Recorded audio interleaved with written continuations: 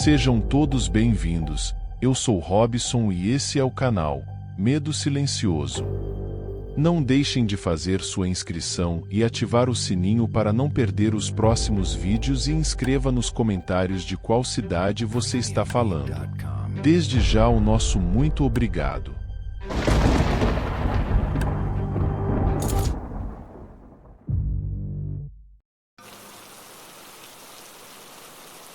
Olá amigos do canal, espero que esteja tudo bem com vocês. Vou contar uma história que aconteceu comigo e com o meu amigo Daniel enquanto estávamos de férias na fazenda. Enquanto eu rolava na cama com a maior preguiça do mundo, notei que meu amigo Daniel, que estava passando as férias comigo na fazenda dos meus pais, não estava no quarto. Quando eu começava a me sentar para sair da cama, um rosto apareceu na porta do meu quarto. E aí? O que você quer fazer hoje? Perguntou Daniel, com uma expressão entediada. Tentando ajustar meus olhos à claridade, eu sugeri: vamos dar umas voltas com o quadriciclo.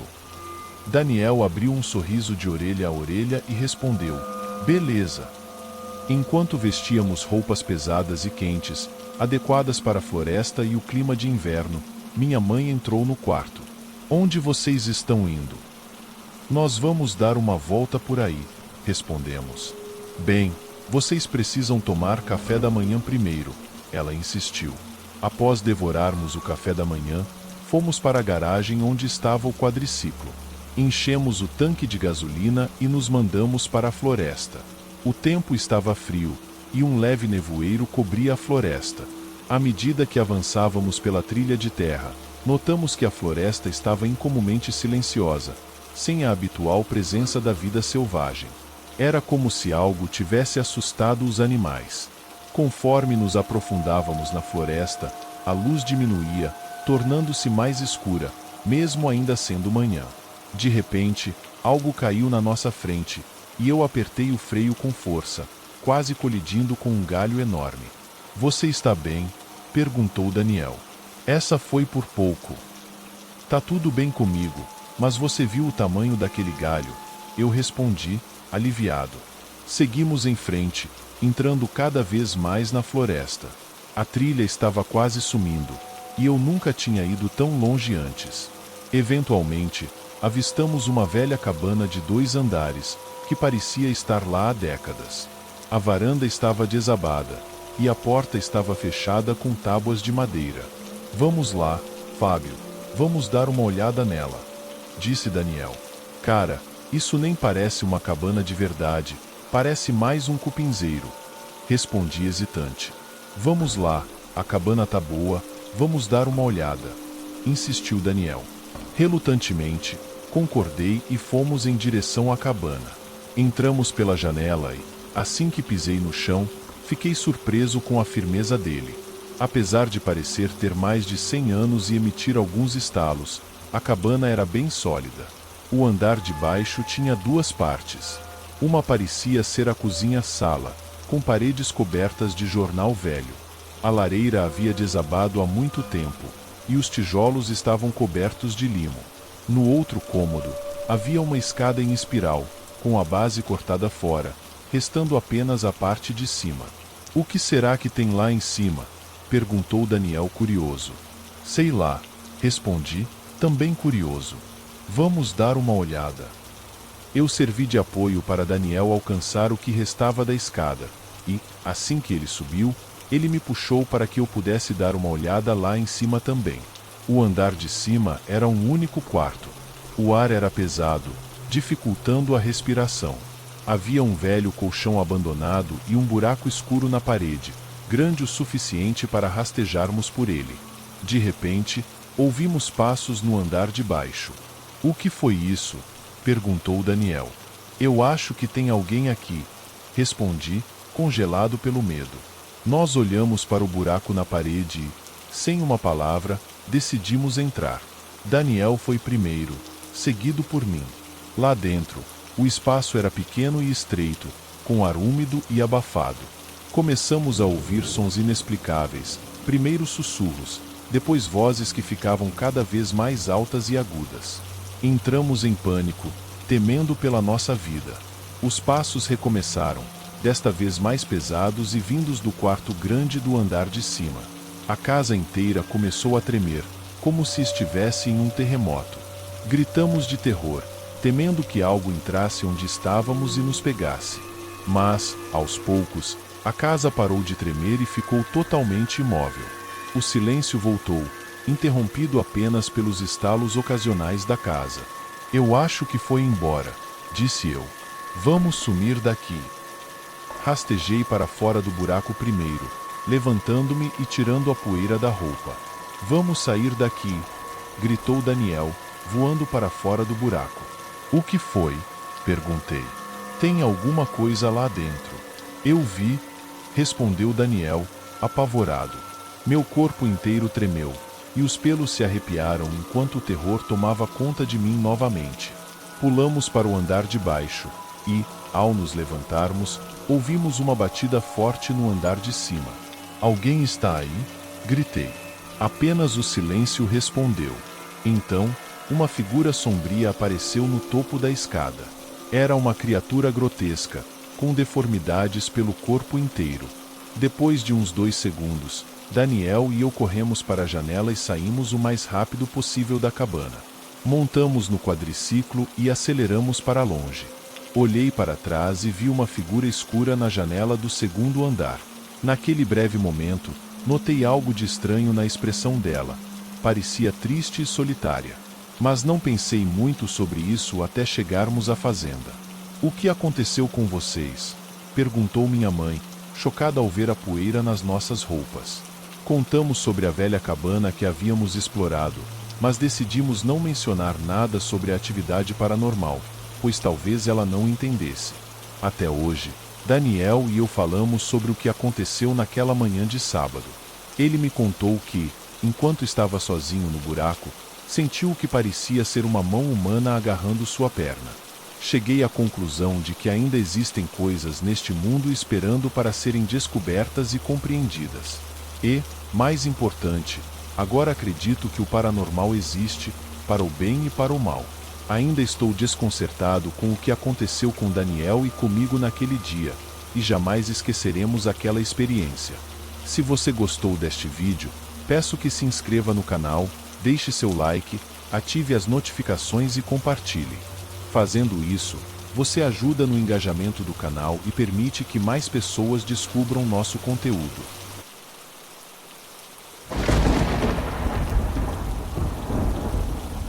Boa noite a todos do canal. Conto essa história que me aconteceu na metade da década de 80. Meu pai comprou uma casa no município de Cotia, São Paulo. Não vou citar o bairro por questões de ética. Usávamos a casa apenas nos finais de semana. Era uma casa excelente, com piscina e churrasqueira. Quem conhece a Granja Viana sabe que a vizinhança é tranquila e as ruas são desertas. Era um refúgio da vida urbana de São Paulo. Frequentávamos a casa sempre. No entanto, o tempo passou, e minha família enfrentou uma pequena crise financeira. Para não vender a casa, alugamos ela. Após alguns anos, meu pai superou a crise, e paramos de alugar a casa. Mas, como fazia muito tempo que não íamos lá, perdemos o hábito e raramente voltávamos. Eventualmente, paramos de ir de vez, e a casa ficou praticamente abandonada. Quase 5 anos depois, recebemos uma ligação de um policial local pedindo que meu pai comparecesse à delegacia. Ele pensou que seria algo trivial sobre a casa estar abandonada. No entanto, quando voltou, estava branco como uma parede. Na delegacia, um detetive informou que um crime havia ocorrido na nossa casa.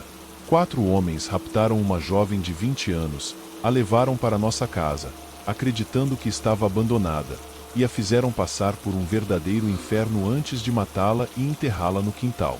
Além disso, roubaram seus documentos, dinheiro e joias. O detetive contou que este não era o primeiro crime ocorrido lá. Os mesmos 4 homens já tinham mantido 2 pessoas reféns e matado 3 membros de uma gangue rival, cujas ossadas também foram encontradas no nosso quintal. Ele assegurou meu pai que o quintal havia sido totalmente revistado e que os criminosos estavam presos. No entanto, nosso paraíso havia sido transformado em um inferno. A casa estava irreconhecível. O quintal revirado, a piscina imunda, um dos quartos completamente ensanguentado, um cheiro forte de urina e pichações nas paredes. Decidimos reformar a casa e, depois de muita dor de cabeça e tempo, ela voltou ao estado original. Tudo estava arrumado e limpo, e a piscina estava em ordem novamente. Acabamos decidindo não vender a casa, preferindo esquecer o passado e transformá-la novamente em um lugar feliz. Entretanto, nossas vidas mudaram, e não podíamos ir lá com frequência. Para evitar que a casa fosse novamente usada para fins deturpados, pensamos em alugá-la novamente. Mas agora eu estava mais velho, tinha meu carro e estava prestes a começar minha vida sozinho. Então, tive a ideia de morar na casa. No começo, minha mãe estava apreensiva, mas após muita conversa, me deixaram ir. Fui feliz para minha nova casa, ansioso pela independência.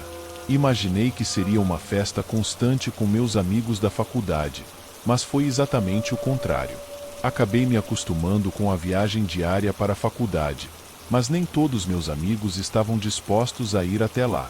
A casa era grande, com 5 suítes, 3 salas, uma cozinha grande e área de serviço. Sentia-me muito sozinho e deprimido. Depois de um tempo, meus pais permitiram que alguns amigos da faculdade morassem comigo. Consegui convencer 2 amigos e uma amiga a se mudarem para lá. A vida se tornou uma festa. Nos dávamos bem e tratávamos a amiga como uma irmã. Com o tempo, começaram as festas. Em uma dessas festas, começamos a contar histórias de terror, mas as histórias eram fracas. Resolvi contar a história dos crimes que ocorreram na casa. O ambiente ficou tenso e alguém sugeriu fazermos a brincadeira do copo no quarto onde a garota foi morta. Apesar do medo, subimos para o quarto com o copo e começamos a brincadeira. A princípio, nada aconteceu, mas de repente, o copo começou a se mexer. Perguntamos se havia um espírito presente, e o copo indicou sim. O espírito se identificou como Mariana, a jovem assassinada na casa. Perguntamos o que tinha acontecido lá, e o copo começou a se mover violentamente. Surgiu uma brisa fria e as velas se apagaram. O copo estava trincado e as letras espalhadas formavam a palavra morte. Um dos nossos amigos se cortou quando o copo trincou. Quando acendemos a luz, os outros convidados da festa estavam do lado de fora, assustados, dizendo que ouviram gritos de uma mulher histérica vindo do quarto. No entanto, não ouvimos nada lá dentro. Após esse evento, coisas estranhas começaram a acontecer. Sussurros, portas batendo, luzes piscando e gritos. Uma sombra apareceu na janela, e começamos a ficar perturbados. Um por um, meus amigos foram embora, incapazes de suportar o que acontecia. Eu também comecei a ficar louco, vendo vultos e ouvindo sussurros. Decidi voltar para a casa dos meus pais, dizendo que a distância era o motivo do meu cansaço. A casa não conseguiu ser alugada novamente e permanece abandonada.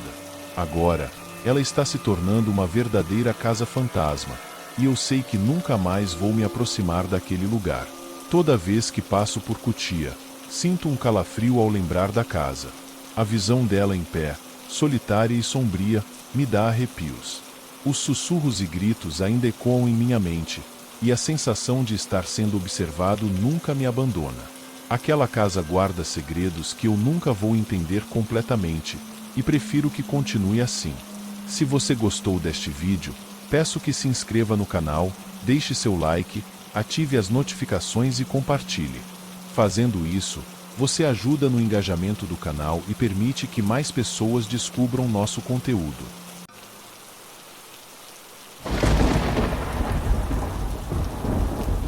Foi no final da década de 70, durante uma madrugada gélida, fato comum aqui no Rio Grande do Sul, que esse fato ocorreu comigo e me marcou muito.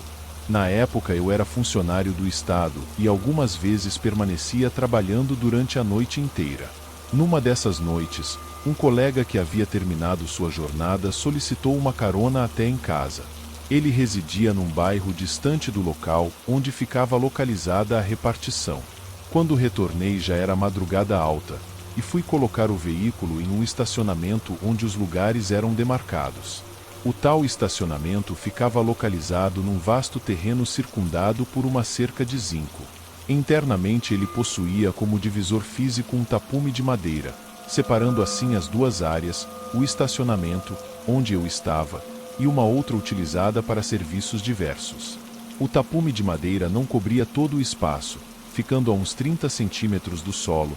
Assim, quem estivesse no estacionamento poderia ver os pés de quem estava no outro lado e vice-versa. Então entrei com o carro, desliguei o motor e desci. Tão logo iniciei o meu caminho até a saída, senti nitidamente que estava sendo observado. Na parte que eu havia deixado o carro, a lâmpada do poste estava queimada, sendo que era necessário avançar mais 30 metros para atingir uma outra parte iluminada do terreno. Instintivamente olhei para o tapume divisório, percebendo que alguém caminhava no mesmo sentido que eu, porém do lado oposto. Estranhei a companhia. Pelo certo não deveria haver ninguém na área desativada pelo horário tardio. Intrigado e já ficando nervoso, diminui a minha passada, esperando que o visitante cruzasse pelo poste iluminado antes de mim, para que eu pudesse saber de quem se tratava. Quando estanquei a passada, ele estancou também do outro lado. Reiniciei a andar, mas confesso que agora já estava ficando perturbado pelo acompanhamento anônimo. Na parte central do estacionamento, o tapume sofria uma falha de continuidade. Casualmente, nesse vão existente, a iluminação era razoavelmente boa, e ali certamente eu veria o intruso de corpo inteiro. Conforme fomos nos aproximando da luz, percebi de relance. Eu não voltava a cabeça diretamente, apenas espiava, pois ele tinha o cuidado de caminhar 2 passos atrás, ou seja, nunca ficamos lado a lado, pois parecia me espreitar, que não eram pés humanos e sim patas de um animal canino. Estranhei o comportamento daquele bicho, parecia racional demais, não se apresentava em minha frente nunca, caminhava silenciosamente, se ocultando nas sombras e quase no mesmo ritmo do meu passo. Finalmente cheguei no ponto mais iluminado, onde existia o vão no tapume. Virei o pescoço e fiquei aguardando ele surgir. A primeira coisa que vi realmente foram 2 olhos vermelhos faiscantes em minha direção.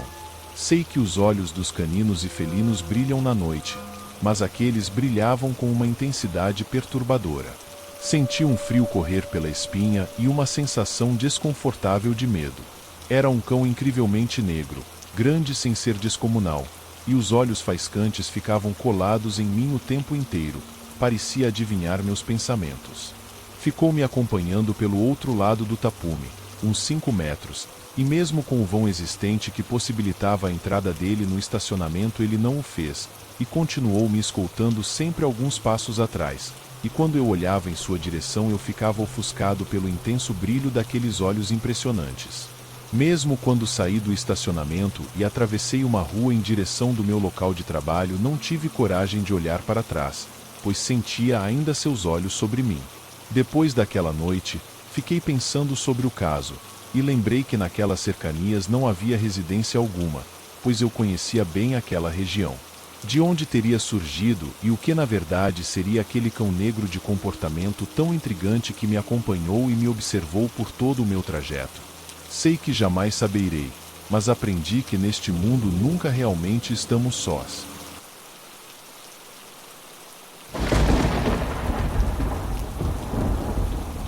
O que eu vou relatar foi a única experiência paranormal que eu tive. Foi algo que até hoje eu não consigo explicar, e nem tenho ideia de como eu fiz aquilo, se foi realmente eu que fiz. Eu moro em uma casa de tamanho médio de 2 andares. Eu não vou explicar como é a casa, só basta dizer que o meu quarto fica na frente da casa no 2º andar e a cozinha fica na outra ponta da casa no 1º andar. Uma noite, nem era tão tarde, devia ser umas 9 horas, eu estava sozinho em casa no meu quarto vendo televisão e decidi ir para a cozinha preparar algo para comer. Eu fiz um sanduíche para mim, coloquei no prato e fui levar para o meu quarto. Só um detalhe, isso aconteceu naquela época de racionamento de energia aqui em São Paulo, então a casa estava com as luzes todas apagadas. Como eu consigo andar em casa no escuro numa boa, eu apaguei a luz da cozinha e estava voltando para o meu quarto. Como ainda tinha algumas luzes da rua acesas, Ainda dava para ver alguma coisa dentro de casa numa boa, mas não muito bem. Quando eu saio da cozinha, tive uma vontade de olhar para trás, então olhei. Quase que sujei as minhas calças ali mesmo. Tinha uma figura escura parada no meio da cozinha. A figura começou a andar na minha direção. Eu joguei o copo de refrigerante e o prato com o sanduíche nele e saí correndo. Quando eu cheguei na escada, olhei para trás e ele estava correndo atrás de mim agora. A essa hora, eu já estava em pânico, achando que tinha alguém na minha casa e, pelo jeito que estava correndo, ia me matar. Quando eu estava no topo da escada, olhei para baixo e vi a figura no pé da escada olhando para trás. Pensei, pronto, tem mais de um, estou morto. Disparei em direção ao meu quarto sem olhar para trás e fechei a porta. Foi aí que quase enlouqueci. Tranquei a porta e me afastei dela, andando para trás até chegar na janela, pensando que teria que pular lá para fora para me salvar, e aquela coisa que estava me seguindo, simplesmente atravessou a porta. E não era qualquer coisa, era eu. Era exatamente a minha imagem. Fiquei paralisado com aquilo, não conseguia me mexer. Então, a imagem virou para a porta, mexeu na chave e veio andando de costas até a janela onde eu estava, imitando exatamente todos os meus movimentos. Ela chegou onde eu estava e meio que entrou em mim. Fiquei assustado com aquilo e me joguei da janela, caindo no gramado. Com isso, torci o meu pé. Quando os meus pais chegaram em casa com o meu irmão, me viram lá fora, eu que não ia entrar naquela casa sozinho, e perguntaram o que tinha acontecido. Como eu não tinha ideia do que tinha acontecido, falei que achei ter visto alguém dentro da casa. Eles viram que eu tinha pulado da janela e que estava machucado, então acreditaram em mim. Meu pai chamou a polícia e, assim que eles chegaram, entraram e falaram que não acharam ninguém e nem sinal de invasão. Meu pai foi na cozinha e viu refrigerante, sanduíche e cacos de vidro por tudo que é lado. Então, viu que eu não estava brincando, mas tirando isso a casa estava em ordem, sem nenhuma janela quebrada, sem nenhuma porta arrombada, nada. Depois dessa noite, nunca mais consegui ficar sozinho em casa à noite. Mudamos de casa pouco tempo depois, não apenas por causa desse incidente, mas para uma casa maior e mais próxima do trabalho dos meus pais. No entanto, até hoje, evito falar sobre o que aconteceu. Meus pais e meu irmão nunca mais mencionaram o incidente, talvez achando que era apenas o medo exagerado de uma criança. Mas eu sei o que vi, e sei que algo inexplicável aconteceu naquela noite. O mais assustador de tudo é que, anos depois, enquanto conversava com um amigo sobre experiências paranormais, ele mencionou ter ouvido uma história semelhante de outra pessoa que morava na mesma vizinhança. Até hoje, me pergunto se aquele lugar tinha algo de realmente estranho, ou se era apenas a minha mente pregando peças em mim. Seja como for, aquela experiência deixou uma marca indelével em mim, e sempre que passo por aquele antigo bairro, um arrepio percorre minha espinha. Se você gostou deste vídeo, peço que se inscreva no canal, deixe seu like, ative as notificações e compartilhe. Fazendo isso, você ajuda no engajamento do canal e permite que mais pessoas descubram nosso conteúdo.